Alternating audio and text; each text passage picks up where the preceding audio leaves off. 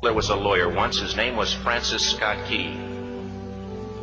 He penned a song that I'm sure you're aware of. You've seen it. It's in most hymnals throughout our churches. It's called the National Anthem. It is our song as an American. We go, however, to a ball game. We stand in our church services and we sing the words of that song, and they float over our minds and our lips, and we don't even realize what we're singing. Most of us have memorized it as a child, but we've never really thought about what it means. Let me tell you a story. Francis Scott Key was a lawyer in Baltimore. The colonies were engaged in vicious conflict with the mother country, Britain. Because of this conflict and the protractedness of it, they had accumulated prisoners on both sides. The American colonies had prisoners and the British had prisoners. And the American government initiated a move. They went to the British and they said, let us negotiate for the release of these prisoners. They said, we want to send a man out to discuss this with you. They were holding the American prisoners in boats about 1,000 yards offshore. And they said, we want to send a man by the name of Francis Scott Key. He will come out and negotiate to see if we can make a mutual exchange. On the appointed day, in a rowboat, he went out to this boat and he negotiated with the British officials. And they reached a conclusion that men could be exchanged on a one-for-one basis. Francis Scott Key, jubilant with the fact that he'd been successful, went down below in the boats, and what he found was a cargo hold full of humanity, men. And he said, men, I've got news for you tonight. You're free. He said, tonight I have negotiated successfully your return to the colonies. He said, you'll be taken out of this boat, out of this filth, out of your chains. As he went back up on board to arrange for their passage to the shore, the admiral came and he said, we have a slight problem. He said, we will still honor our commitment to release these men, but it'll be merely academic after tonight. It won't matter. And Francis Scott Key said, what do you mean? He said, well, Mr. Key, he said, tonight we have laid an ultimatum upon the colonies. Your people will either capitulate and lay down the colors of that flag that you think so much of, or you see that fort right over there, Fort Henry? He said, we're going to remove it from the face of the earth. He said, how are you going to do that? He said, if you will, scan the horizon of the sea. And as he looked, he could see hundreds of little dots. And he said, that's the entire British war fleet. He said, all of the gunpowder, all of the armament is being called upon to demolish that fort. It will be here within striking distance in a matter of about 2.5 hours. He said, the war is over. These men would be free anyway. He said, you can't shell that fort. He said, that's a large fort. He said, it's full of women and children. He says, it's predominantly not a military fort. They said, don't worry about it. They said, we've left them a way out. And he said, what's that? He said, do you see that flag way up on the rampart? He said, we have told them that if they will lower that flag, the shelling will stop immediately. And we'll know that they've surrendered, and you'll now be under British rule. Francis Scott Key went down below and told the men what was about to happen. And they said, how many ships? He said, hundreds. The ships got closer. Francis Scott Key went back up on top and he said, men, I'll shout down to you what's going on as we watch. As twilight began to fall, and as the haze hung over the ocean as it does at sunset, suddenly the British war fleet unleashed. He says the sound was deafening. There were so many guns that there were no reliefs. He said it was absolutely impossible to talk or hear. He said suddenly the sky, although dark, was suddenly lit. And he says from down below, all he could hear the men, the prisoners, saying was, tell us where the flag is. What have they done with the flag? Is the flag still flying over the rampart? Tell us. 1 hour, 2 hours, 3 hours into the shelling, every time the bomb would explode and it would be close to the flag, they could see the flag in the illuminated red glare of that bomb, and Francis Scott Key would report down to the men below, it's still up. It's not down. The admiral came and he said, "Your people are insane." He said, "What's the matter with them?"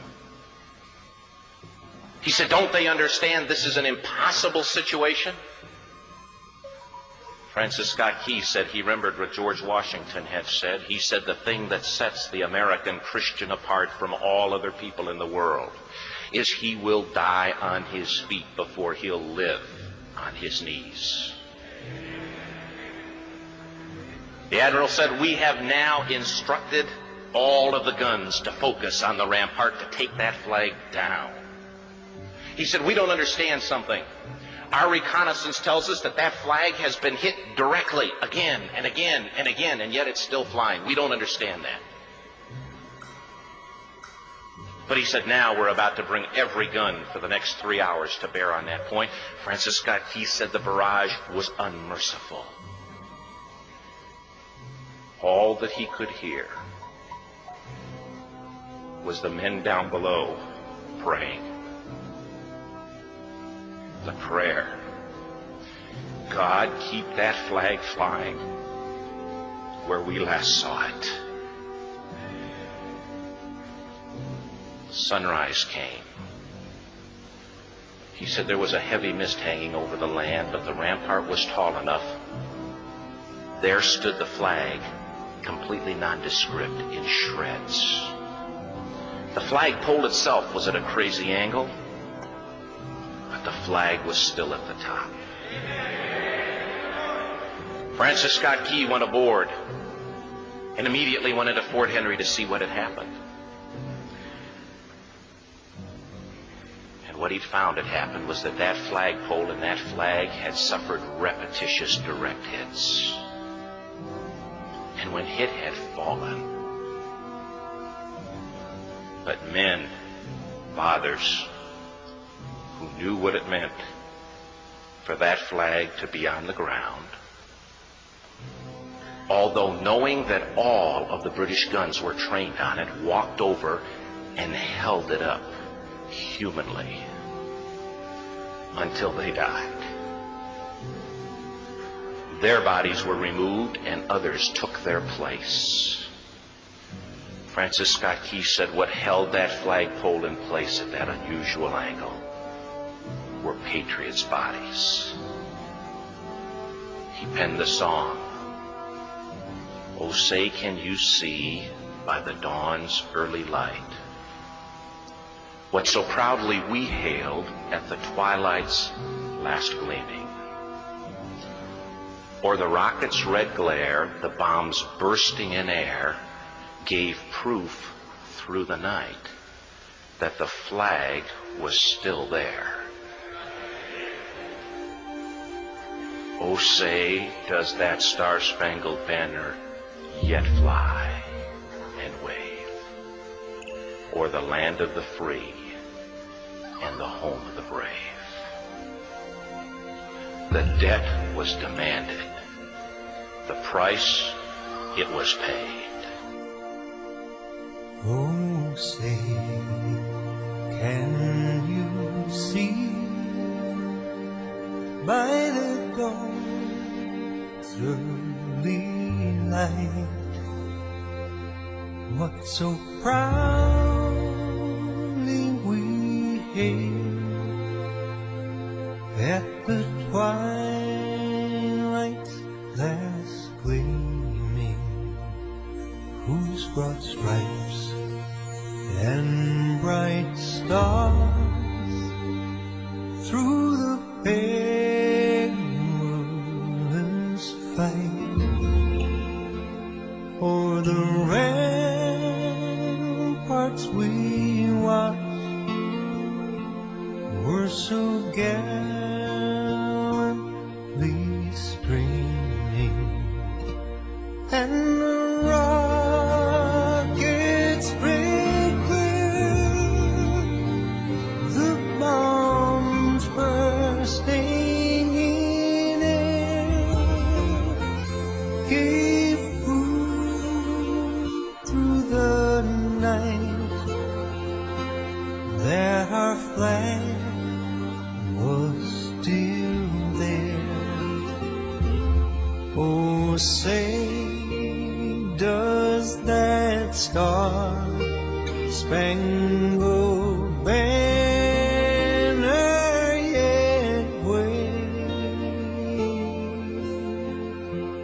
o'er the land of the free and the home of the brave. Oh, say does that Star Spangled Banner yet wave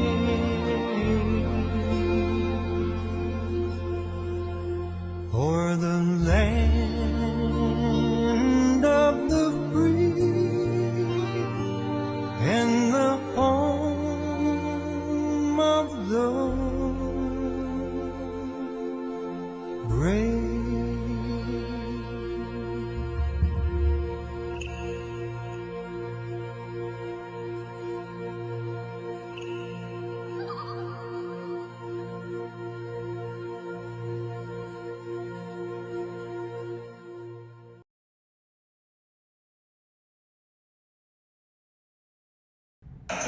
Ще не вмерла України ні слава, ні воля, ще нам, браття молоді, посміхнеться доля.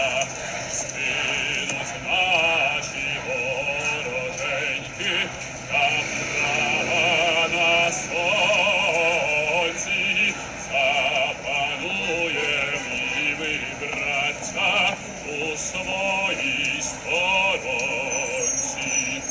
Душу тіло ми положим за нашу свободу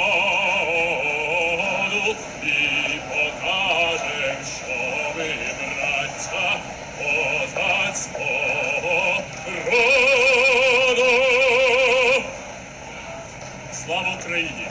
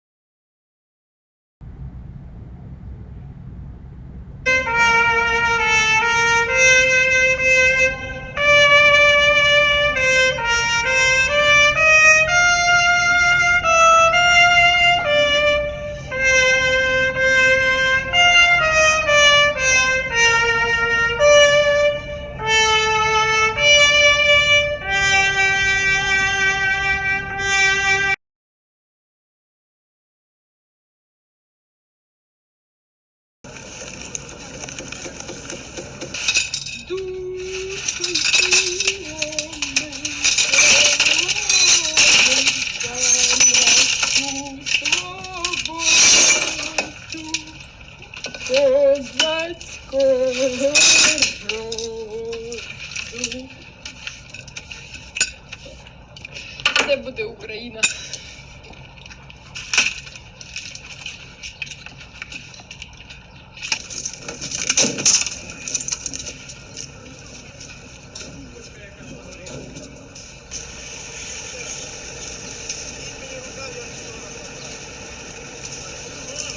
Девушка.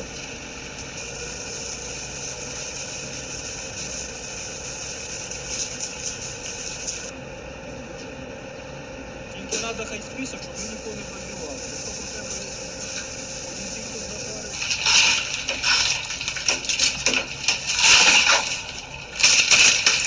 Точно никого нет?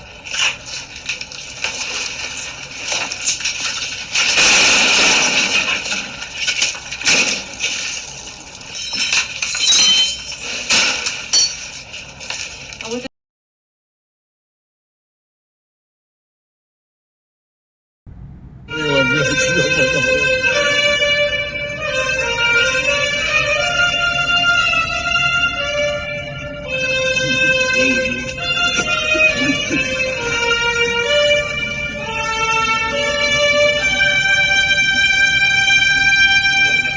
Слава Україні!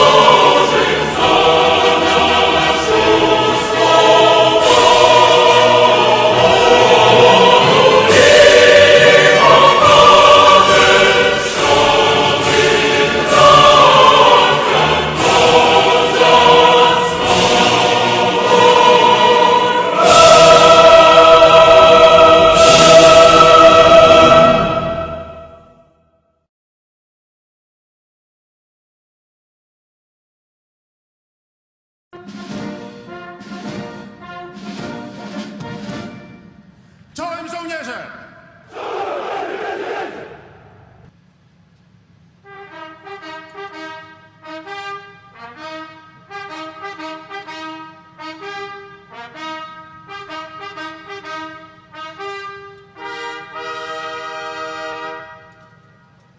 Z okazji 80. rocznicy wybuchu II wojny światowej flagę państwową podnieść!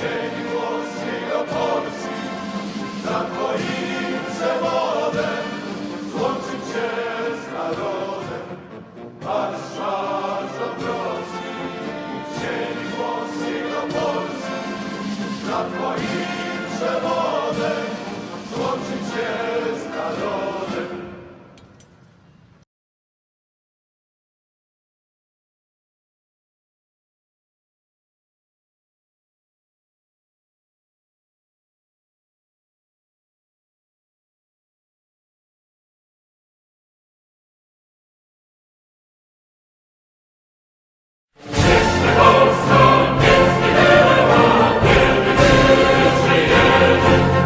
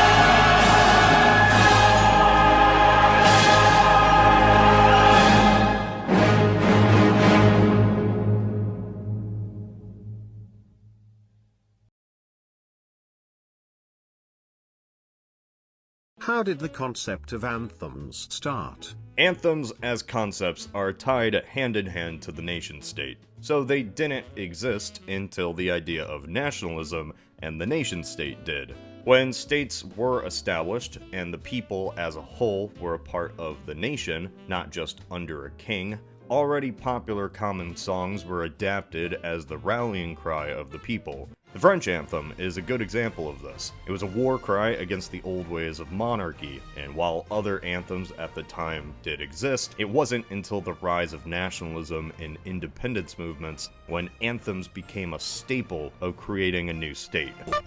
Which is why some of the oldest aren't even from Europe. They're from Latin America. The revolutions of Bolivar didn't just cast off the Spanish, but expanded the idea set in the United States in revolutionary France. The idea of the nation-state. People didn't simply exist as subjects under land-holding monarchs. The people were themselves a nation. And what better way to show everyone's united than a theme song? Now this is just one example, as sometimes a national anthem is created for the exact opposite purpose. An anthem not of the people, but the royalty. Speaking of which, why does Liechtenstein's anthem sound so similar to the UK's?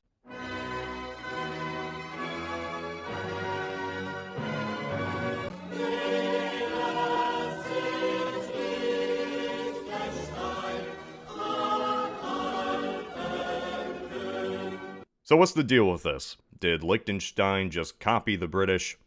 Well, yes. But so did everyone else in the 19th century. The origins of God Save the King is unknown. But we know it did become popular in Britain around the mid-1700s, originally just for the royal family to announce they were there.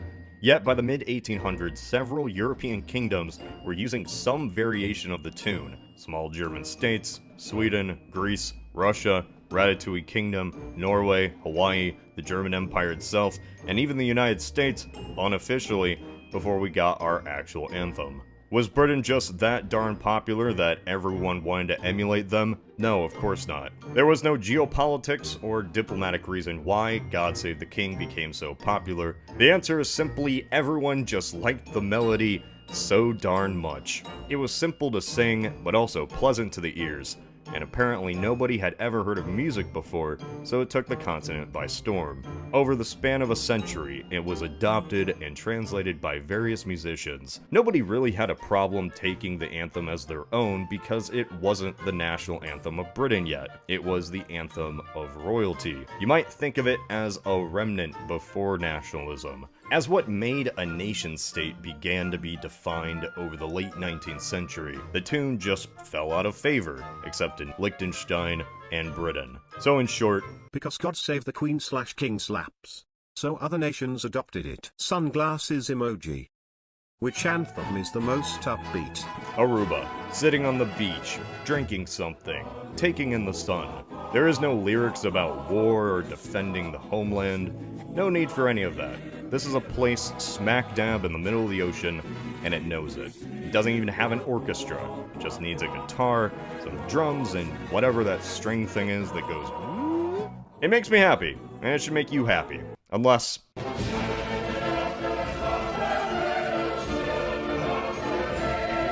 makes you happy, then, we got different tastes, I guess. Has there ever been a national anthem that needed to be changed because it was just that bad? The most famous example of an anthem needing to be changed or altered was the modern-day German anthem. Yes, Germany does still have the anthem that it did during the Nazi regime, though the anthem was before the Nazis, dating back to the 1840 revolutions that spurred German nationalism, before being put onto the sidelines for... It was used by the Weimar Republic and just sort of stuck. So why do they still use it today? Because it's so much fun, Chan! Get it! However, they officially only used the third stanza and not the whole song. The whole song has some choice words. Germany, Germany, above all in the world. This verse is always associated with the Nazis to modern-day Germans. And hilariously, sometimes foreign singers pull a whoopsie and sing the first stanza instead of the third, not understanding the tremendous offense they've just committed. German women, German loyalty, German wine, and German song shall retain in the world. The second stanza was meant to mostly be sung in pubs or bars, so singing about how great their women and wine are fits well with a revolutionary song, but it's hilarious as an official state anthem. I do wish they'd bring back this part. That said, when 2/3 of the song can't really be used, Germany is just stuck to the third, which talks about the boring peace and prosperity stuff. Are there similarities between regions? There are similarities, which wouldn't be a shock as there's similarities between nations. While each anthem is a special, unique snowflake in its own way, after listening to all of them, you really notice a pattern. First, the Americas. Most of the anthems in the New World are remarkably similar. Anthems either involve war, dying, or revolution. Be it revolutions against Spain, like South America, revolutions against the upper class, like Cuba, or revolution/war against the British, like the US. In fact, one of the few that breaks this mold is Canada, who just sings about itself, and the land, and the moose. This is a general theme of upper latitude nations. Canada, Scandinavia, all reflect the same idea in their lyrics. Our nation is cold, and we're largely at peace. Scandinavia is a style in itself, slow and gentle, always accompanied by a very heavenly chorus. The further south into the Mediterranean you go, the faster the tempo goes. More of a march, less of that angelic softness. Spain, Portugal, and Italy, for example, they kind of have that flurry to them, where you can just imagine hands being wildly thrown around while singing. The British Isles are split culturally already, and that's reflected in their anthems. Scotland's Flower of Scotland is a little bit different from Ireland's anthem. The further west that you go, the more Celtic it gets. Central and Eastern Europe is what I'd like to call the bland region. There really isn't a weight to these songs, nothing to really make them stand out. We're all just going through the motions. The Balkans all involve violence, defending the homeland, the culture, and the people. All of their anthems are just insults towards each other.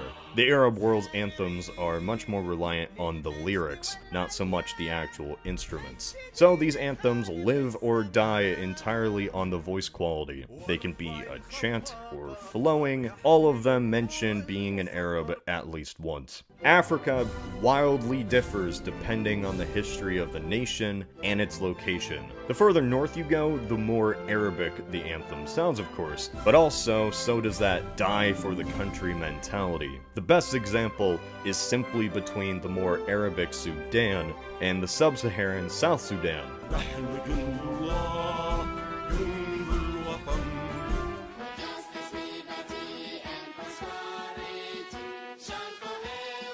Considering decolonization only ended 50 years ago, they had a greater range of musical styles to go with, so you really don't know what you're going to get between every single nation. Going into West Africa, Ghana's anthem has almost a pop music sound to it, while Togo or Guinea's is slower and kind of reflective. Nigeria, on the other hand, is bombastic, terrible green screen, and the heavens themselves erupt as Nigeria plays football.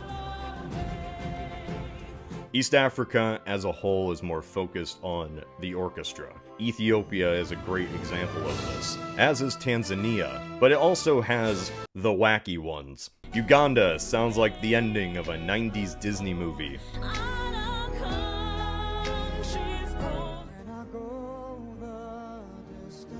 Mozambique can be either sung as a chant or like a music video for Mark Antony. While stylistically all these sound different, the general message is similar. United Africa, overthrowing colonialism, friendship, unity, we're all happy together. Colonialism is kind of referenced in passing though. It's not the main focal point like the anthems of Latin America. The general rule for Asia is the further east you go, the more peaceful the melody is. So we begin in Azerbaijan.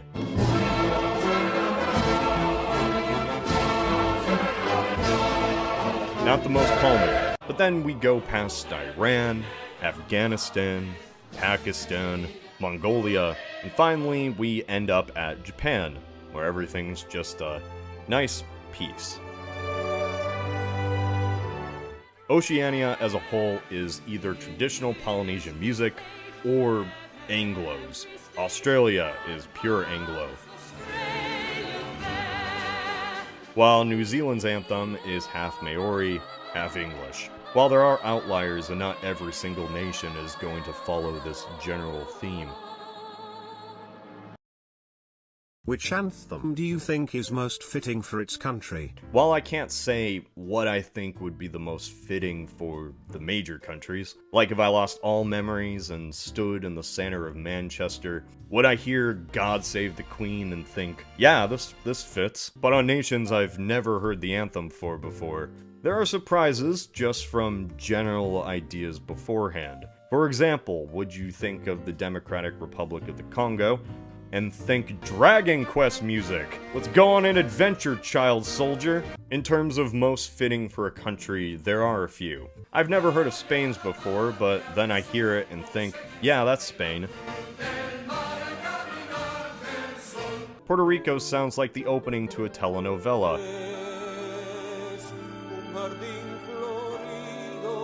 When you think of China, you hear that ominous chant and think it'd be perfect playing in the morning at a concentration camp. Most fitting, however, takes a special spot. The Bahamas. Yes, this is a real anthem. It sounds like it'd be an ending song to a One Piece episode.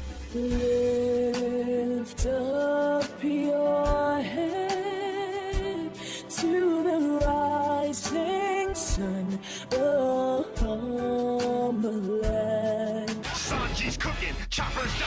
Are there any anthems you'd swap? Yeah, I'd say Indonesia and Poland. I don't think either would be truly more fitting.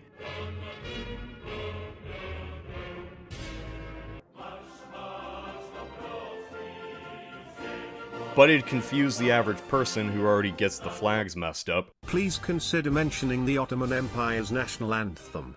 It sounds similar to the Galactic Empires. The Ottomans didn't have an anthem until the 19th century, but yeah, you can just picture this playing as the Death Star appears over the horizon to blow up Alderaan. This reminds me, actually, a lot of nations have had national anthems that no longer exist. We should remember the anthems that have fallen. The Chinese before the revolution with their, peaceful and calming song.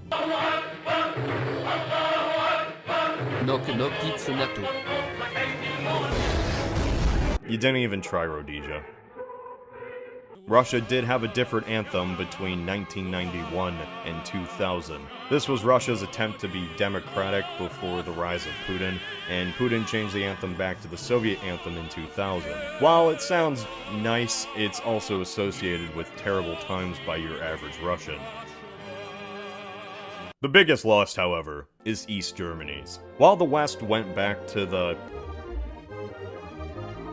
East Germany created a whole new anthem, risen from ruins. I feel even hopeful for the future, and I know how it ends. Say what you will about the Eastern Bloc or how it actually turned out, but I actually enjoy this anthem much more than the current one. When they reunified, the East should have taken the West economics, but the West should have kept this anthem.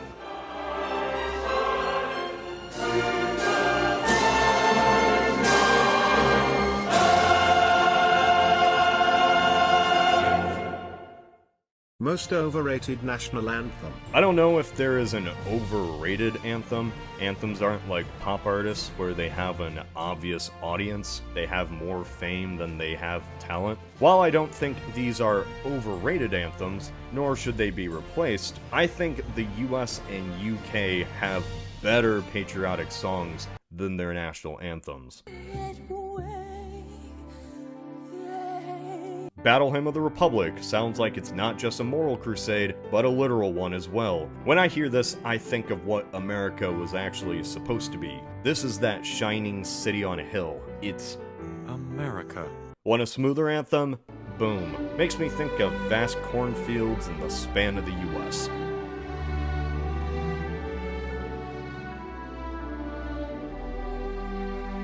Or America by Ray Charles. Elvis Presley's America trilogy where he sings about Dixie. God Save the Queen is an old, aging song that spread everywhere in the 19th century, but now it's kind of tired and nobody is really enthusiastic about it, so it's pretty well suited to the UK. But I'm sorry, Rule Britannia is a far better song and always has been. It isn't about some king or queen, it's about Britain itself, and what it's always been able to do, rule the waves.